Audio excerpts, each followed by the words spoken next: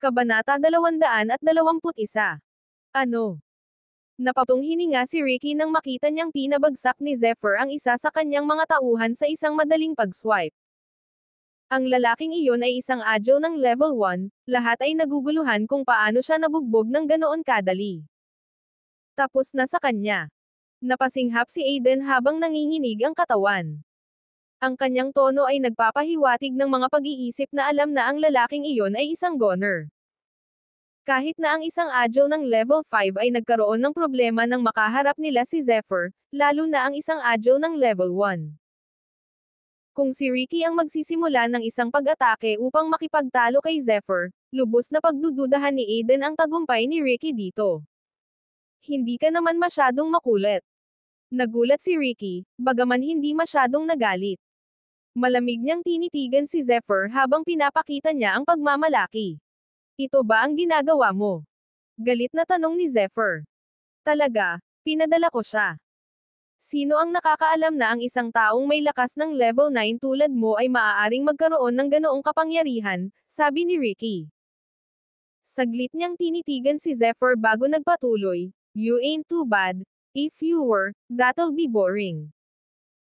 Bago pa matapos magsalita si Ricky, isang putok ng tunog ang nanggaling sa kinatatayuan ni Zephyr habang umaakyat ang alikabok sa paligid niya. Thunderfoot. Ang silhouette ni Zephyr ay kumikislap na parang kidlat, sa pinakamabilis niyang makakaya, ito ay marahas at makapangyarihan. Pagkatapos, umakbay siya kay Ricky. Pagkatapos ng mas maagang mastery ni Zephyr, magagamit na ngayon ang kanyang Thunderfoot technique. Si Ricky mismo ay hindi rin palpak, ngunit hindi niya inaasahan na ganito kabilis ang bilis ni Zephyr. Bago pa siya makapag-react ay nauna na sa kanya si Zephyr. Ano ba? Golden Shield. Sumigaw si Ricky habang ginagawa niya ang kanyang diskarte. Gayunpaman, isang malakas na kaluskos ang dumating habang tinutusok ng kamao ni Zephyr ang gintong kalasag. Ang suntok ni Zephyr ay nagdala ng mga onsa ng kuryente. Napakalakas nito kaya dumagundong ang kamao sa kalasag at sa katawan ni Ricky. Hindi makapaniwalang tumingin si Ricky habang ang kamao ay bumagsak sa kanya, na nagpapalipad sa kanya na parang isang saranggola. Ano? Napasigaw siya nang maramdamang sumabog ang buong katawan niya sa sakit. Sa isang iglap, ang bawat manlalaban na naruroon ay nakatingin kay Zephyr na hindi makapaniwala. Hindi na sila estranghero sa kapangyarihan ni Ricky, dahil alam nila na siya ay isang agile ng level 3. Akala nila ay walang makakalaban sa kanya, ngunit naroon siya, pinalipad pagkatapos ng isang suntok ni Kan. Maging ang ilang mga apprentice ng academy ay napanganga kay Zephyr. Kailan pa naging malakas ang strengths ng level 9? O siya ay kawili-wili. Isang hinga ang nagmula sa mga ulap sa itaas. Augment lang, walang maipagmamalaki. Tsaka surprise attack yun, wala na. Another person huffed out, disappointed in their favored subject being mangled. Talo. Walang pakialam si Zephyr sa mga titig sa paligid niya. Anay na siya ngayon. Malamig lang siyang nakatitig kay Aiden Lee na nanginginig sa takot. Buong display na ngayon ang layunin ng pagpatay ni Zephyr. Napakahirap na maabot ang puntong iyon ng kapayapaan at pagkakaisa para sa kanya. Paanong hindi siya magagalit? Hindi. Hindi ako sa pagkakataong ito. Nagpupumigla si Aiden at napabuntong hininga, nanginginig siya ng husto habang nanginginig sa takot. Ramdam niya ang titig ni Zephyr. Ang buong eksenang ito ay nakakatuwang panoorin para sa lahat. Bumangon si Ricky sa sobrang lakas, pinaalis ang putik at dumi. P***est ako ngayon. Tawag niya kay Zephyr. Hindi niya inaasahan na ganoon na lamang ang pag-atake ni Zephyr sa kanya, lalo na sa harap ng lahat. Isang insulto ang nagpahiya sa kanya. Biglang nawala si Zephyr sa hangin. Tila lalong lumakas ang kanyang Thunderfoot technique. Ang bilis. Hingal ng mga nanonood. Nag-iingat si Ricky, ngunit hindi natakot. Mabilis niyang ibinahagi ang kanyang enerhiya at nag-consume ng isang battle stance. Mukhang malapit nang magdol ang dalawa. Biglang, isang malamig na utos ang ipinahayag sa lahat. Itigil mo na ta.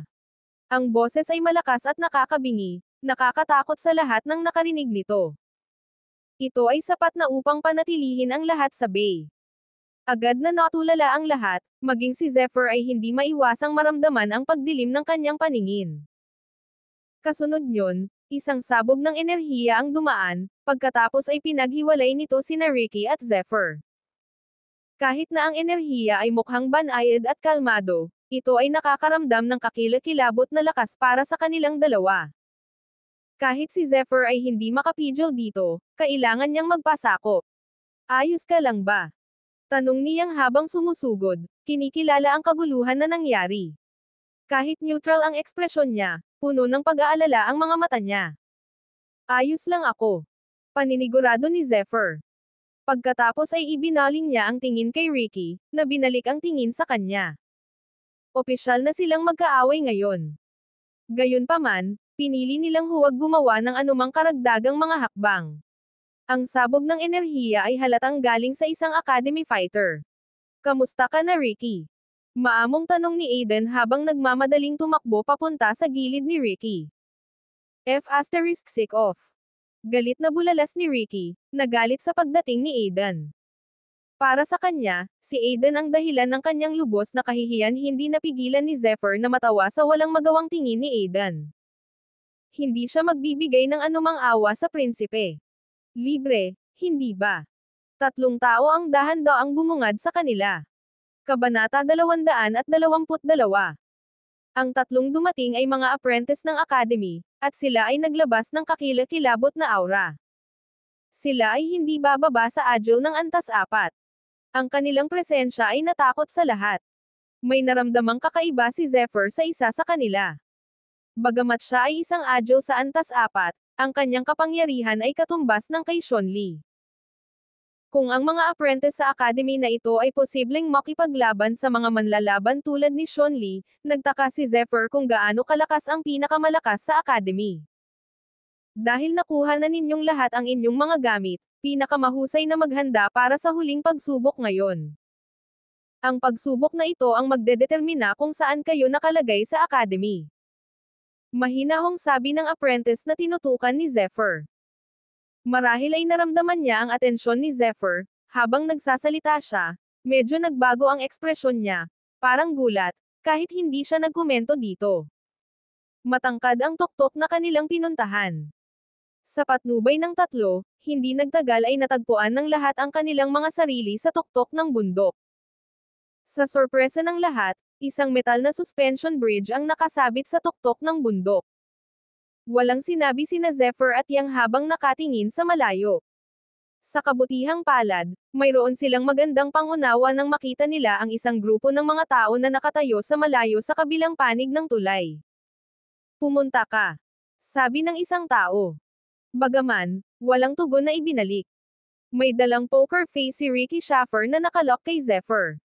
Halata namang may binabalak siya. Sa pagtawid nila sa tulay, agad silang tinakpan ng makapal na hamog pagkatapos ng halos 10 minuto sa paglalakbay. Bagaman, nang sila ay lumabas mula rito, lahat ay nataranta. Natagpuan nila ang kanilang mga sarili sa isang malawak na lugar, na may mga sinag ng liwanag na nagniningning sa lahat ng dako. Lumakas dito ang primordial energy, higit pa sa kung saan sila dati.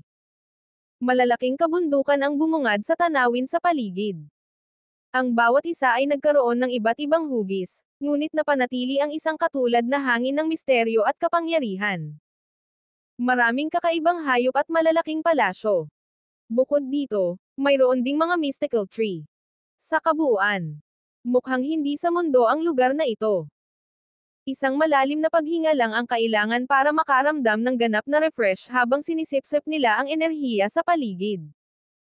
Hindi makapaniwala si Zephyr, ito ang The Boundless Academy. Sa wakas ay nakapasok na sila sa bakuran ng academy. Katulad ni Zephyr, marami ang napabuntong hininga at nagpahayag ng kanilang pagkagulat, ang ilan ay napahiyaw pa sa kanilang pananabik. Katahimikan. Inutusan ng apprentice na nanguna sa kanila na kumalma ang lahat. Mag-ingay pa, at itatapon ka sa compound na ito. Patuloy niya. Dahil doon, nagtiim ang mga bibig ng lahat, ni isang silip ay hindi maririnig. Yun ba? Napaisip si Zephyr habang ang kanyang tingin ay bumagsak sa isang malaki at malawak na lugar. Napakalaki ng lugar, na umaabot sa sukat na humigit kumulang 500 square feet. Sa itaas nito, nakatayo ang maraming silhouette. Maraming kakaibang marka at rune ang nagpalamuti sa lugar, bawat isa ay kumikinang na may mystical field ng liwanag at enerhiya. Ang bawat isa ay mukhang halos humihinga at nagpapakita ng kakila-kilabot na kapangyarihan. Ang larangang ito ay ang iyong huling pagsubok. Mahinahong sabi ng isang apprentice, kahit na siya ay may banayad na tono ng pagkabigo. Mayroong mga nasubak na sa larangan. Sila ay iyong mga kapantay, bagamat 10 lamang sa libong tao ang nakagawa ng cut. Patuloy niya. Para naman sa iba, bukod sa mga nanalo sa intercity tournaments, duda ako na marami sa inyo ang hindi makakapasa sa final test. Natapos niya, walang awa. Ang kanyang pahayag ay nagpabago sa mga ekspresyon ng maraming manlalaban. Parehong nagulat sina Zephyr at Yang.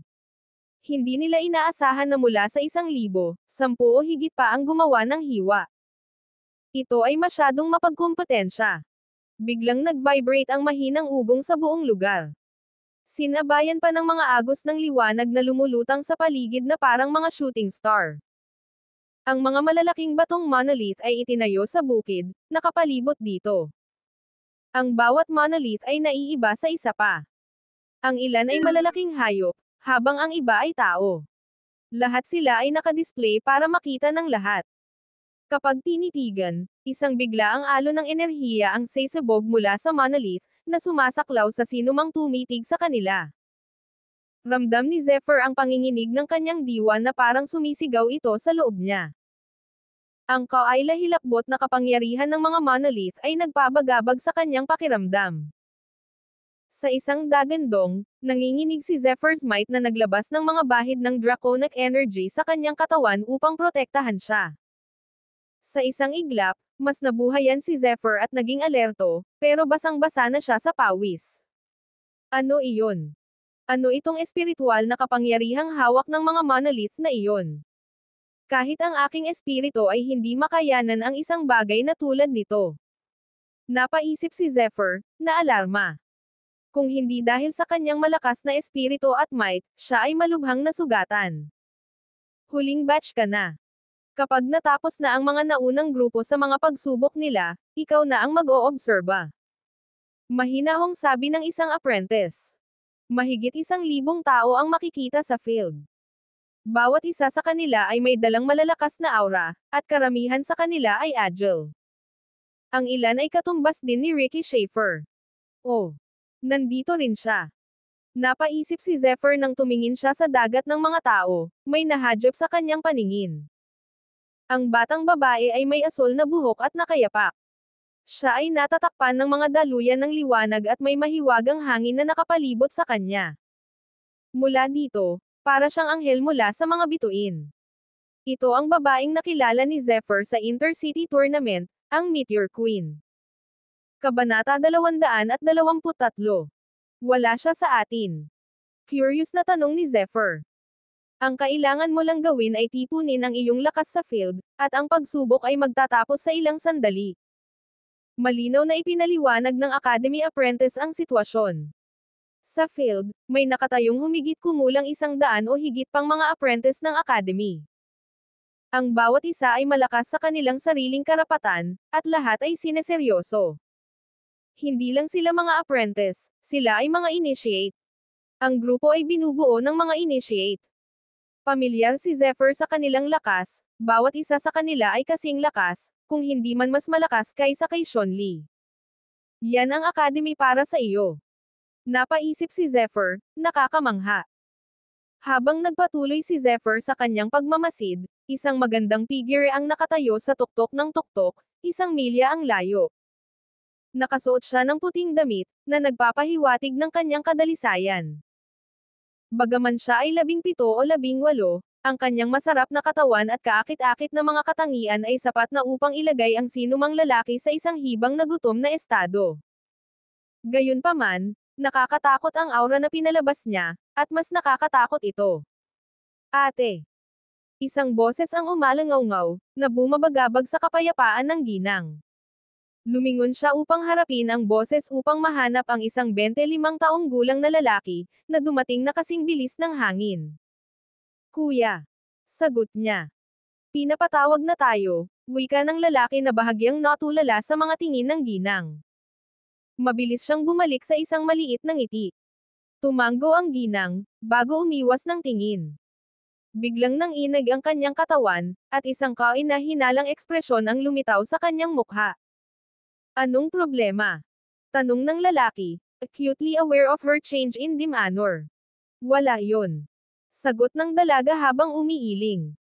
Akala niya ay isang larawan ni Zephyr na nandito ang lumabas sa isip niya. Paano siya napunta rito? Baka may nakikita lang ako, baka mali ako. Pagtataka niya, bagamat sumilip ulit siya bago siya umalis. Mariing nakatingin si Zephyr sa field, napansin niyang maraming manlalaban ang pumupuno sa espasyo. Hindi nagtagal, inutusan sila ng mga apprentice ng academy na maupo sa sahig. Ipikit mo ang iyong mga mata. Kalmayan ang iyong sarili. Malakas na nagsalita ang isang initiate. Habang nakapikit ang lahat, isang misteryosong sinag ng liwanag ang kumaway mula sa mga monolith. Nagkalat sila sa 1,000,000 maliliit na ilaw, katulad ng isang meteor shower.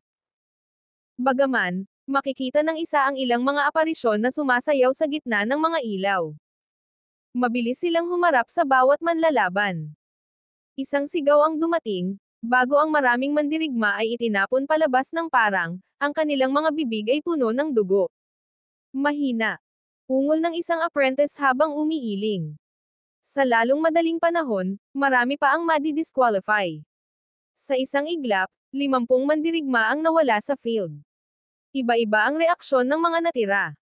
Ang ilan ay kalmado at masigla, habang ang iba ay hirap na hirap. Ang ilan ay unti-unting nagiging kasing putla ng nyebe. Sa lalong madaling panahon, nagsimulang mabuo ang mga ron sa bawat katawan ng manlalaban, kumikinang ng maliwanag. Ang mga agos ng liwanag ay walang kahirap-hirap na dumaloy sa kanilang katawan, na mukhang banal na misteryoso. Napansin ni Zephyr na habang ang ilan ay may isang stream ng liwanag, ang iba ay may 2. Ang pinakamarami ay 4. Gayunpaman, walang initiate o apprentice ang gumawa ng anumang komento. Nakikita mo ba? Ang mga sinag ng liwanag na iyon ay kumakatawan sa iyong antas dito. Kung mas maraming sinag ang mayroon ka, mas maraming potensyal ang maya-alok mo. Nagsalita ang isang apprentice. Para naman sa mga itinapon sa field, nangangahulugan iyon na hindi man lang sila pumayag na maging apprentice.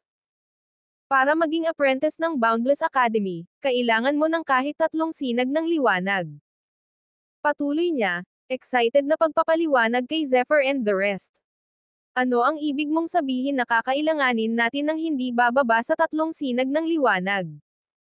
Ang ilan ay nagsimulang makaramdam ng presyon. Ang academy ay mas mahigpit kaysa sa naisip nila pagdating sa pag-abot sa mga kinakailangan. Bukod dito, hindi lang sila manlalaban. Sila ay pinahahalagahan ng mga mandirigma sa kani-kanilang bansa. Walang kwenta. Umalis ka agad. Walang puwang ang marami sa inyo dito kahit na pumasa ka sa unang 2 pagsubok. Isang initiate half pagkatapos ng kalahating oras. What do you mean? I'm a prodigy. I have power. Bakit hindi ako makapag-enroll? Galit na tanong ng isang lalaki dahil 2 lang ang daluyan ng liwanag. Malakas ang lalaki, gayunpaman, wala siyang potensyal. Subukan niya, hindi niya mabawi ang kanyang nawalang potensyal sa pamamagitan ng pagsisikap lamang. Mayroong isang dahilan kung bakit ang academy ay may napakaraming pagsubok na itinakda sa unang lugar. Biglang sumabog ang isang malakas na boom. Ang inisyate ay gumawa ng isang hakbang, pinaalis ang nagrereklamong manlalaban na may isang malakas na sampal. Kung hindi mo igalang ang academy, huwag mo akong sisihin sa aking mga aksyon. Malakas niyang sabi. Ang manlalaban ay isang agile ng 3 antas, ngunit madaling mahawakan, ganoon lang. Maraming mga mandirigma ang mabilis na tumikom ng kanilang mga bibig at nagbago ng kanilang tono nang makita ang gayong pagpapakita ng kapangyarihan mula sa mga tao sa academy. Kabanata 224. Ikaw na ngayon. Sabi ng initiate sa ibang grupo. Nako, ang ganda niya.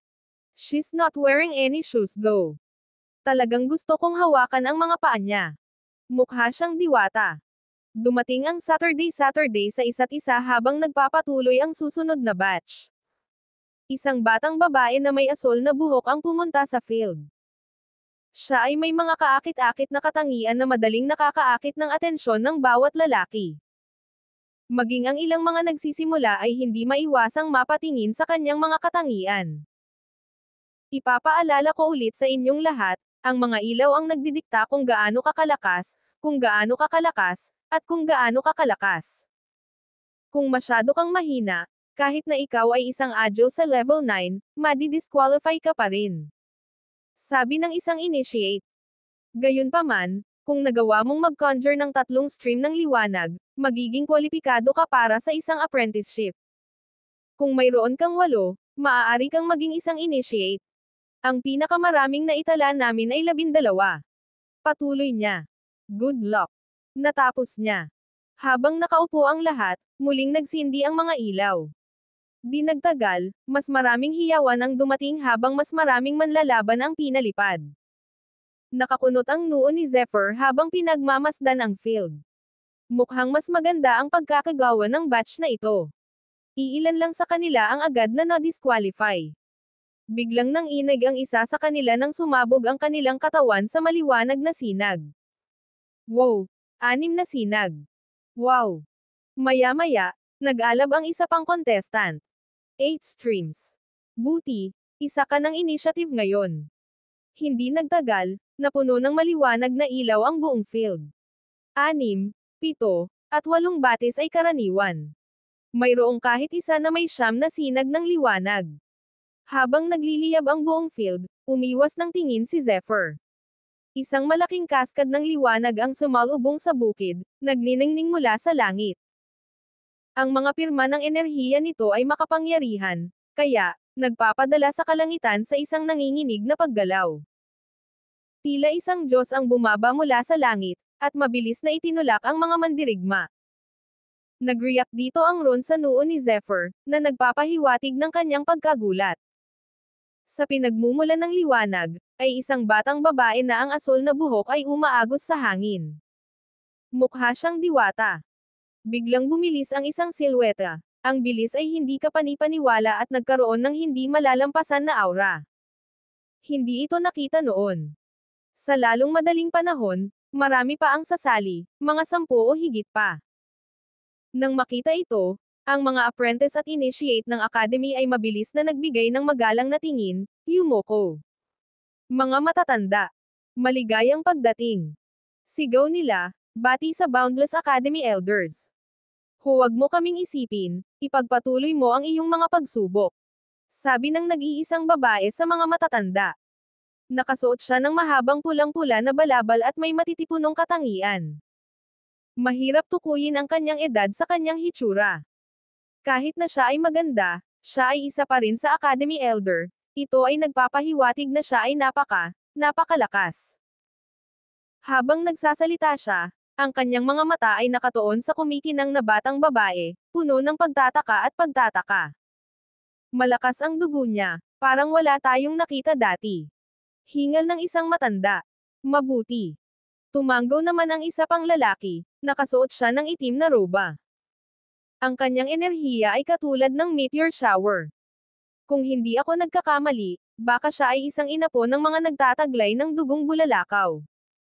Siguradong hindi ka panipaniwala ang kanyang mga ninuno. Sino ang nakakaalam na magkakaroon tayo ng gayong alibughang anak? Nakangiting sabi ng babae. Lucia, baka interesado ka na maging apprentice siya? Nakangiting tanong ng isang elder. Of course. She is a female apprentice after all. Sino pa ba sa academy ang pinaka-fit to be her master? Nakangiting sabi ng elder na nagngangalang Lucia. Ungol ng ibang matatanda, hindi sigurado sa isasagot. Ang mga babaeng apprentice sa academy ay bihira. Sa simula, mas mababa ang alibughang babae tulad ng magiging meteor queen. Siyempre, si Elder Lucia ay magiging matigas ang ulo sa kanya. Anong kapangyarihan? Kapag naging apprentice ko siya, walang alinlangan na uunlad ang Oriental Peak. Bulalas ni Elder Lucia. Ang ibang mga elder ay napabuntong hininga sa pagkawala ng isang alibughang anak na babae. Bumalik tayo, hindi natin dapat hayaan si Sister Lucia na makuha ang lahat ng magagaling. Sabi ng isang elder. Bago pa siya makatapos ay may dumating na namang liwanag. Pinili ng mga elder na manatili, na muling humarap sa field. Habang nakatingin sila, puno ng pagnanasa ang kanilang mga mata. Sa field, nakaupo ang isang magandang lalaki na nakapikit, kahit na may marahas na aura. Siya. Napaisip si Zephyr, gulat na gulat. Ang lalaki ay maganda ang pangangatawan at malaki ang laki. Siya ang kababalaghan mula sa brass. Nakaipon siya ng maraming puntos sa Intercity Tournament. Iba rin ang dugo niya, may sahayop. Isa siyang strength type fighter. Haha, mga kapatid, akin siyang ingatan. Sabi ng isang matanda na masayang tumatawa. Kabanata 225. Ang swerte naman ni Eric. Damn it. Ang swerte mo. Ang mga elder ay sumigaw muli, inis sa pangyayaring ito. Mukhang ang elder na pinag-uusapan ay si Eric Chavez, pinuno ng Beast Peak. Ang Beast Peak ay isang landas na nakatuon sa lakas. Ang kanilang mga inisyate ay malakas at mapangwasak. Ang lalaki sa field ay halatang lakas at yun. Walang sino man ang nagkaroon ng anumang dahilan upang nakawin siya palayo kay Eric. Nang makita ang Beast Peak at Oriental Peak na makapag-recruit ng mga napakahusay na initiate ay naging mas galit ang iba pang mga ulo ng Peak. Hindi nila hahayaang magpatuloy sila sa ganito. Nang matapos ang paglilitis, ang babaeng may asol na buhok ay tinawag ni Elder Lucia, habang ang lalaki mula sa brass ay kinuya ni Eric. Maraming naiinggit sa kanila, maging ang mga nagsisimula. May isang magandang pagkakataon na sila ay maging mga disipulo, na mas mahusay kaysa sa mga nagsisimula. Nagpatuloy ang mga pagsubok gaya ng dati. Pagkatapos ng ilang pag-ikot, 2 lang ang nakagawa ng 9 na sinag ng liwanag. Hindi marami ang tinanggap bilang initiate. Bukod sa Oriental Peak at Beast Peak, ang iba pang mga ulo ng Peak ay naging mas seryoso. Hindi sila kailanman nagkaroon ng anumang tunay na inaasahan, sa simula, kahit na naiinggit sila sa magagandang pagpili ng kanilang mga kasamahan. Hindi nagtagal, sinimulan ni Aiden ang kanyang paglilitis. Mayroon lamang siyang 3 sinag ng liwanag, ang pinakamababang kailangan para makapag-enroll. Susunod ay marami ka. Sabi ng isang lalaki sabay turo kay Zephyr. Ang batch ni Zephyr ang huling batch. Bago sa kanila, marami ang nakaalis, ngunit halos 10 lamang sa kanila ang ginawang initiate. Ang kompetisyon ay magaspang. Kahit na si Zephyr ay nanalo sa tournament, at may karapatang maging isang initiate, ang pagsubok na ito ngayon ang magpapasya kung paano siya ituturing sa hinaharap. Bago pa makagalaw ang sinuman, mabilis na nilampasan ni Ricky Schaefer ang lahat. Umakyat na may pusong puno ng kumpiyansa. Hindi siya nag-aalala. Una siyang nakapuntos sa kanyang tournament. Habang nakatayo si Zephyr sa field, nagsimulang gumalaw ang mga ilaw sa paligid. Isang nakakabaliw na presyon ang dumating sa kanya, na durog sa kanya. Ramdam ni Zephyr ang pagputok ng kanyang mga kalamnan at litid sa presyon. Dahil dito ay hindi siya mapalagay, masyadong malakas ang pressure. No wonder na marami ang na-disqualify. Gayunpaman, hindi ito banta sa kanya. Nagsimulang lumitaw ang mga sinag ng liwanag sa katawan ng manlalaban. Gaya ng dati, kailangan lang ng isa ang 3 sinag ng liwanag na gagawin bilang isang apprentice. Hahaha. Tumawa ang isang lalaki, naramdaman ang lakas ng kanyang katawan habang 9 na sinag ang pumalibot sa kanya. Gagawa siya ng initiate. Napakunot ang noo ni Zephyr sa kakatawa. Si Ricky Schaefer iyon. Hindi niya inaasahan na magkakaroon siya ng ganitong potensyal. Hindi masama. Sabi ng isang makulimlim na elder na tumanggo. Biglang nagmula sa katawan ni Ricky ang panibagong liwanag. Mayroon siyang kabuuang 10 ngayon. Ngayon, tinitigan siya ng mga elder na may hinala at pagnanasa. Ito ay isang bihirang tanawin. Kasabay nito, isang malakas na dagandong ang dumating, na ikinagulat ng lahat.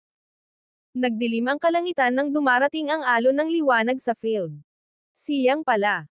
Hindi ka panipaniwala ang nagyayelong aura na pinalabas niya.